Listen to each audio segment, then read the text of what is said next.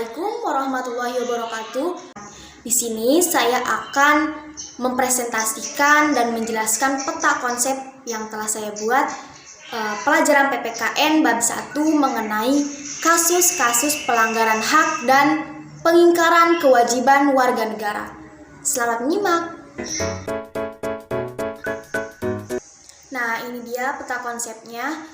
Di sini saya akan membahas mengenai subbab pertama, yaitu makna hak dan kewajiban warga negara.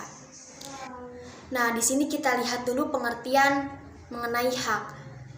Hak secara umum adalah segala sesuatu yang harus didapatkan oleh setiap orang.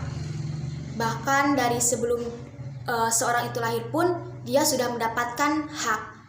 Nah, dengan kata lain, hak ini adalah suatu kuasa atau kewenangan dari seseorang untuk menerima dan melakukan sesuatu yang memang semestinya. Kemudian di sini juga ada hak asasi dan hak warga negara. Nah, apa sih hak asasi dan hak warga negara ini? Apa perbedaannya? Kita lihat dulu dari pengertian masing-masing. Hak asasi adalah hak yang melekat pada diri setiap pribadi manusia yang bersifat universal. Artinya, seluruh manusia di muka bumi ini pasti memiliki hak asasi. Nah, kemudian di sini ada pengertian hak warga negara.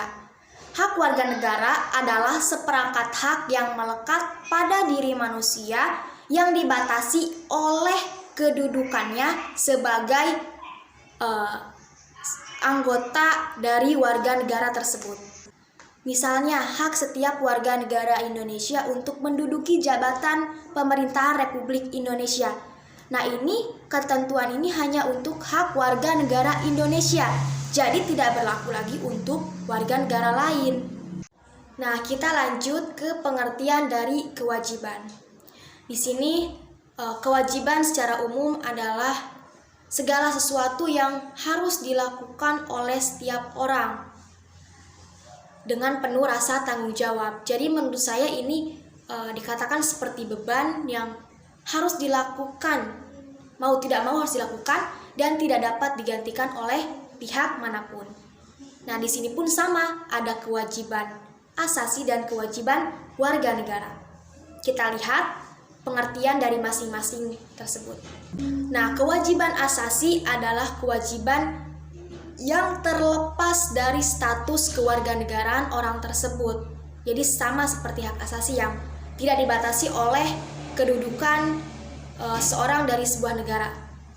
Sementara itu, kewajiban warga negara adalah kewajiban yang masih dibatasi oleh status kewarganegaraan orang tersebut. Nah, kewajiban ini pun adalah kewajiban warga negara terhadap negaranya yang sesuai dengan peraturan perundang-undangan serta ketatanegaraan negara tersebut. Kewajiban warga negara ini cakupannya lebih luas karena meliputi kewajiban asasi itu sendiri. Contohnya di Indonesia, menghormati hak hidup itu wajib untuk setiap orang, terlepas dari apakah orang itu warga negara Indonesia ataupun bukan.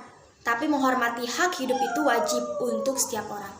Adapun kewajiban bela negara, nah itu kewajiban yang ditentukan untuk warga negara Indonesia.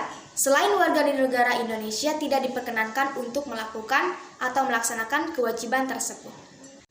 Nah, setelah kita membahas mengenai hak dan kewajiban, pengertiannya dapat kita simpulkan hak dan kewajiban warga negara ini saling berkaitan karena keduanya memiliki hubungan kausalitas atau sebab akibat. Seseorang akan mendapatkan hak setelah ia melakukan kewajiban.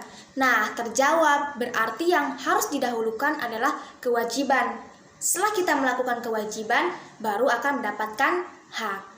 Saya kasih contoh, yaitu seorang pekerja mendapatkan upah sebagai haknya setelah ia melakukan pekerjaan sebagai kewajibannya.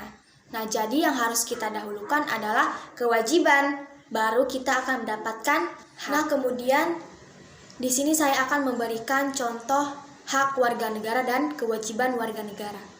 Apa saja contoh dari hak warga negara? Yaitu yang pertama, seseorang berhak memeluk agama yang diyakininya, berhak mendapatkan fasilitas pendidikan yang sama rata, berhak mengeluarkan pendapat asal tidak melanggar hukum, berhak mendapatkan perlindungan hukum, berhak mendapatkan perlakuan yang sama di mata hukum tanpa membeda-bedakan. Dan masih banyak lagi hak-hak warga negara yang tercantum dalam ketentuan perundang-undangan Negara Republik Indonesia. Kemudian apa saja kewajiban kita sebagai warga negara? Yaitu diantaranya kewajiban menjunjung tinggi hukum dan pemerintahan, kewajiban membayar pajak, kewajiban untuk membela negara, kewajiban, dan masih banyak lagi kewajiban-kewajiban yang juga tercantum di dalam hukum konstitusional atau perundang-undangan Negara Republik Indonesia. Selanjutnya kita masuk ke subbab yang kedua, yaitu mengenai substansi hak dan kewajiban warga negara dalam Pancasila. Di sini Pancasila adalah ideologi yang mengedepankan nilai-nilai kemanusiaan. Pancasila sangat menghormati hak dan kewajiban warga negara. Bagaimana Pancasila mengatur hak dan kewajiban warga negara? Di sini Pancasila menjamin hak asasi manusia melalui nilai-nilai yang terkandung di dalamnya. Apa saja nilai-nilai tersebut? Nilai-nilai ini dikategorikan menjadi 3 bagian. Yang pertama nilai dasar, yang kedua nilai instrumental, dan yang ketiga nilai praksis. Kita akan bahas satu persatu, mulai dari nilai dasar. Nah, yang pertama kita akan membahas yaitu nilai dasar. Nilai dasar adalah nilai yang bersifat universal, tetap, dan melekat pada kelangsungan hidup bernegara. Nilai ini berkaitan dengan kelima sila Pancasila, yaitu yang pertama nilai ketuhanan, yang kedua nilai kemanusiaan, yang ketiga nilai persatuan, yang keempat nilai kerakyatan, dan yang kelima nilai keadilan.